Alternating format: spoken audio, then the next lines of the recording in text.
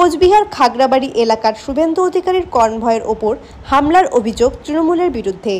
আগে থেকে সেখানে তৃণমূল কংগ্রেসের বাংলা ভাষা বাঁচাও কর্মসূচি চলছিল।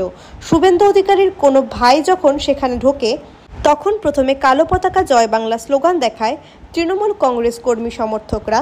পরবর্তীতে তারা তার গাড়ির ওপর চড়াও হয় ও গাড়ির কাচ ভেঙে দেয়। শুধু শুভেন্দু অধিকারীর গাড়ির কাচ নয়, বেশ কয়েকটি নিরাপত্তার গাড়িও ভাঙচুর করা হয়েছে। মেরে ফেলার জন্য আক্রমণ হয়েছে এবং এই এসপি ধৃতিমান ভট্টাচার্য, উদয়ন গুহ ভাইপো অভিষেক ব্যানার্জির নির্দেশে করেছে।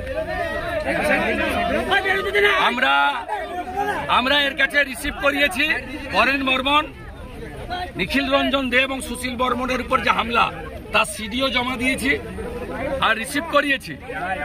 আমরা বসিনি ওর কাছে, ওকে বলেছি কোর্টে দেখা হবে, কারণ আজকে এখানে এসেছি জলপাইগুড়ি সার্কিট বেঞ্চের অনারেবল জাস্টিস সম্মানীয় সৌগত ভট্টাচার্য মহোদয়ের অর্ডারে আমরা তার কাছেই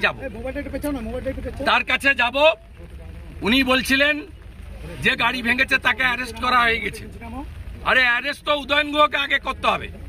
কালকে এই খবর আমি পেয়ে governor, DGP, chief secretary, home secretary সবকে আমি দিয়ে এসেছি।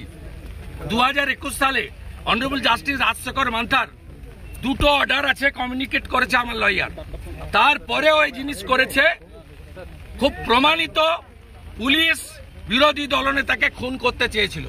খুনের মামলার প্রত্যক্ষ আসামি যদি উদয়ন গুহ হয়, পরোক্ষ আসামির নাম Dhritiman Bhattacharya, promotee WR IPS। প্রত্যক্ষ খুনি যদি উদয়ন গুহ হয়, পরোক্ষ খুনি হচ্ছে ধৃতিমান ভট্টাচার্য। এই খুনির সঙ্গে ধৃতিমান ভট্টাচার্য এই খুনির সঙ্গে কোর্টেই দেখা হবে।